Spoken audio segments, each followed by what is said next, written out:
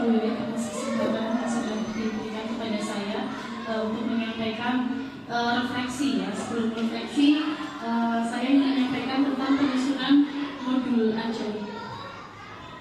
Ya, perlu Bapak Ibu ketahui, sebelum menyusun modul ajar itu, kita harus tahu konsep modul ajar dulu, kemudian komponen modul ajar, prinsip penyusunan modul ajar, dan prosedur penyusunan modul ajar. Yang pertama, konsep modul ajar. Bapak Ibu tentu sudah tahu ya, modul ajar itu artinya apa ya, ibaratnya sama seperti RPP. Modul ajar itu adalah sejumlah alat atau sarana media, metode, petunjuk, dan pedoman yang dirancang secara sistematis dan menarik. Kemudian modul ajar itu juga merupakan implementasi dari alur tujuan pembelajaran yang dikembangkan dari capaian pembelajaran. Pembelajaran dengan profil pelajar Pancasila sebagai sasaran. Konsep modul ajar itu sendiri itu disesuaikan dengan fase ya. Fasenya itu ada fase A, fase B, dan fase C. Kalau fase A itu terdiri dari kelas 1 dan 2, fase B itu 3 dan 4, dan fase C itu kelas 5 dan 6. Nah, ini adalah alur penulisan modul ajar ya. Sebelum penulisan modul ajar itu dari kurikulum operasional kita turunkan menjadi tujuan pembelajaran ya, dari CP kemudian turun menjadi tujuan pelajaran, lalu dibentuk alur tujuan pembelajaran baru ke modul ajar. Nah ini sebelum menyusun modul ajar, Bapak Ibu juga harus tahu alokasi waktunya ya. Di sini sudah ada alokasi waktu dari kelas 1, 2, 3, 4, dan 5 dan 6 ya. Tidak perlu saya jelaskan deh karena waktunya hanya 10 menit. Nah ini ada komponen modul ajar. Ini adalah komponen modul ajar versi yang sempurna, lengkap sekali ya. Kalau Bapak Ibu sudah bisa membuat yang versi sempurna seperti ini, berarti Anda luar biasa. Ya ini ada informasi umum, komponen inti, dan lampiran. Ini informasi umum terdiri dari identitas penulis, kompetensi awal, kemudian profil pelajar Pancasila, target peserta didik, dan model pembelajaran. Itu biasanya letaknya di awal ya, di atas ini. Kemudian ada komponen inti yang terdiri dari tujuan pembelajaran, asesmen pemahaman bermakna, pertanyaan pemantik, kegiatan pelajaran, dan refleksi peserta didik. Kemudian untuk lampiran terdiri dari LKPD atau lembar kerja peserta didik, pengayaan dan remedial, bahan bacaan peserta didik, dan glosarium, kemudian daftar pustaka. Dari komponen itu bukan struktur wajib. Jadi semuanya itu tidak harus dilampirkan ya. Bapak Ibu bisa memodifikasinya sendiri, boleh memilih atau menyederhanakan beberapa komponen saja sesuai dengan kebutuhan kelas masing-masing. Jadi tidak harus seperti itu. Bapak dan Ibu bisa memodifikasinya sendiri. Kemudian ini ada hal yang baru dari modul ajar ya. Ini mungkin perbedaannya RPP dengan modul ajar.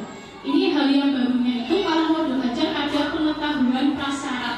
Itu termasuk kemampuan awal ya, kemampuan awal siswa yang kita sebut dengan asesmen diagnostik ya. Kemudian ada pertanyaan pemantik dan pemahaman bermakna. Nah, dalam penyusunan modul ajar tersebut, saya memiliki beberapa tantangan dalam menyusunnya ya.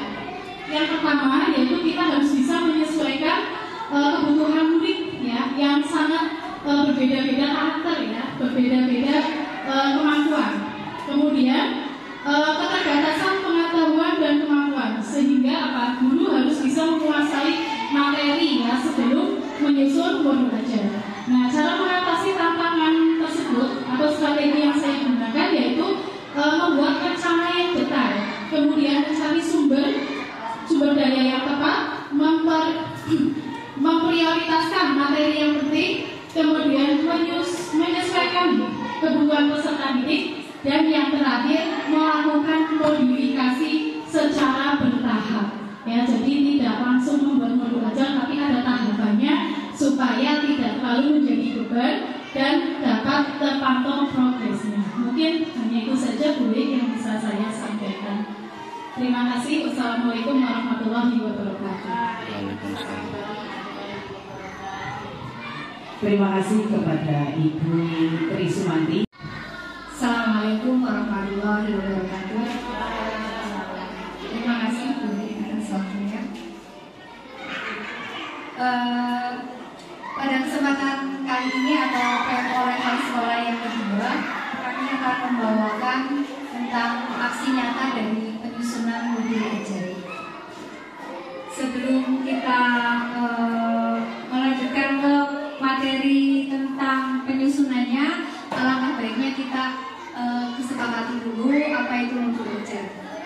Modul ajar adalah dokumen yang berisi tujuan, langkah, dan media pembelajaran serta asesmen yang dibutuhkan dalam satu unit atau topik berdasarkan alur tujuan pembelajaran atau ATP. Selanjutnya, prinsip modul ajar. Tadi sedikit sudah disampaikan oleh Bu Tri Sumanti. Yang pertama, kita harus esensial, menarik, bermakna, menantang, relevan, kontekstual, dan berkelanjutan. Untuk pertimbangan dalam penyusunan modul ajar, yang pertama yaitu karakteristik peserta didik.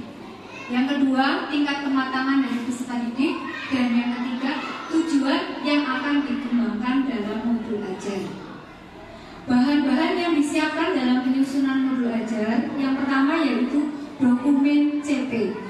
Yang kedua adalah indikator profil pelajar Pancasila. Yang ketiga ATP, yang keempat sistematikanya, kemudian yang kelima buku teks pembelajaran, dan yang keenam bahan untuk menyusun asesmen. Prosedur dalam penyusunan modul ajar. Yang pertama itu ada menganalisis dulu tentang kebutuhan peserta didik, kemudian kita menentukan tujuannya, kita dapat melihat pada ATP.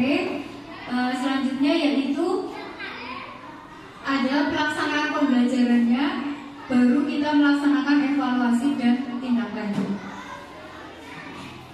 Nah, ini adalah gambaran alur penyusunan modul ajar. Kita menentukan tujuan akhirnya yaitu profil belajar Pancasila. Kita ambil dalam contoh semisal kita ambil 2 dimensi bisa atau 3 sesuai dengan kebutuhan dari materi tersebut. Output dari materi sebelumnya itu ada ATP, di situ kemudian indikator pencapaian kompetensinya dan rencana asesmen. Nanti saya akan mencontohkan. Di sini adalah modul ajar bahasa Indonesia.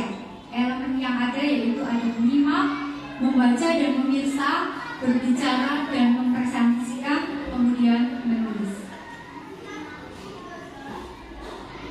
Untuk komponen modul ajar sendiri tadi sudah disampaikan juga. Di situ ada informasi umum yang ada di awal, kemudian ada komponen inti, lalu yang terakhir adalah lampiran. Nah, ini adalah contoh sistematika modul ajar yang lebih sederhana. Kalau yang ini adalah komponen modul ajar yang sudah lengkap. Tadi sudah disampaikan. Dan ini adalah yang sederhana. Di situ nanti modul ajar materinya apa, fase A atau B atau C kita kan sampai di kelas 5 sudah. Kemudian di situ dituliskan penulisnya, identitas sekolah, lalu di situ ada target peserta didik, kemudian ada capaian, tujuan, materi apa, alokasi waktu, model pembelajarannya. Mohon maaf Ibu, ini dokumentasi kegiatannya saya ambilkan kegiatan dokumentasi ketika kita sedang IHT penyusunan modul ajar. Sudah, saya akan menampilkan contoh modul ajar.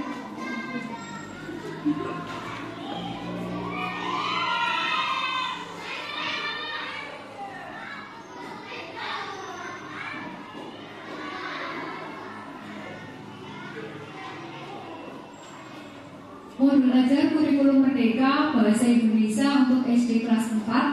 Nah, berarti ini untuk fase-fasenya itu ada di bawah untuk kami. Yang pertama identitas, di situ ada penyusunnya saya sendiri, kemudian instansi atau identitas sekolah SD Negeri 1 Kembaran Kulon. Tahun penyusunannya yaitu tahun 2023. Jenjang sekolah SD, mata pembelajarannya bahasa Indonesia untuk fasenya ada di fase B atau di kelas 4. Kami ambil di bab kedua dengan materi di bawah atap. Temanya yaitu tugas di rumah atau di sekolah. Untuk hari dan tanggal bisa untuk ditentukan sendiri tergantung dari Bapak Ibu tersendiri dan kondisi masing-masing. Alokasi waktunya yaitu selama 6 minggu. Tentang identitas terlebih dahulu, nanti untuk kegiatannya sebetulnya sama dengan RPP untuk lanjutannya di bawahnya. Kita hanya menambahkan ada profil belajar Pancasila dan identitasnya yang lebih lengkap. Demikian yang dapat kami sampaikan. Apabila ada kata-kata yang kurang berkenan, kami mohon maaf. Wassalamualaikum warahmatullahi wabarakatuh. Tepuk tangan untuk Tri Sumanti dan Ibu Lala. Di sore pendek mulai. Kalau Bu Lala aksi nyata hasil yang sudah hasilkan ini nanti bisa untuk acuan Bapak Ibu guru yang lain. Untuk tahun depan ini ada 3 guru yang belum ikut BIMTEK IKM, ada Ibu Nisa, Bu Indra, ada Pak Anugrah ya. Ini 3 masih saya berangkatkan dulu. Nah, ya, kok agar kelas 6 lulus 12, kelas 1 oleh sekelas, kok kelas 4 tak sigar dadi loro untuk Bu Lala dan Bu Nisa. Nek kelas 1 oleh kelas mana ini mbok nggih. Nanti salah satu ada di kelas 1. Jadi guru diletakkan dimanapun kelas berada harus selalu siap karena semuanya sudah IKM. Aku mau ternyata Bu Endra pun kecandaan jaga ya. Nah, ini kesimpulannya bahwa kita semua sudah menghasilkan produk modul ajar dan modul P5 yang kemarin sudah saya simpan, itu akan saya bundle jadi 1. Besok tanggal 2 November akan keraluan Bapak dari BPPMP Pak Suyetno, kemungkinan disertai dari BPKP ya. Kemarin ada dari Pak Yetno, ketiban sampur nanti yang datang 2 unit dari BPGP dan dari BPPMP. Namun belum ada kepastian yang dari BPGP yang rawuh sinten. Biasanya kalau BPGP hadir itu dari unsur dinas ada yang mengintil. Alhamdulillah tidak apa-apa. Nanti di dalam tanggal 2 November tersebut kita sambut dengan drum band Pak Anugrah Bu Nisa siap ya. Kemudian 1 buah tarian anak laki-laki. Biasanya Pak Suyetno senangannya itu kuda lumping. Nanti kita setting ruangannya di sini saja.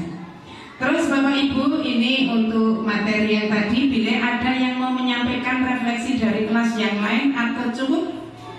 Cukup, ya? Atau ada yang bertanya bisa WA langsung menghubungi Bu Mati dan Bu Lala 24 jam. Untuk ini Bapak Ibu, materi PMO pada kesempatan ini itu kelanjutan daripada PMO yang level 1 yang kemarin ya. Nah, Bu Parmati wis tau melu bintang belum ya Pak 4 berarti sesungguhnya di RKS kan Bu 400 kali 4 200.000 kali 4 nggih misal pas ya. Aku wis Pak sudah ini makanya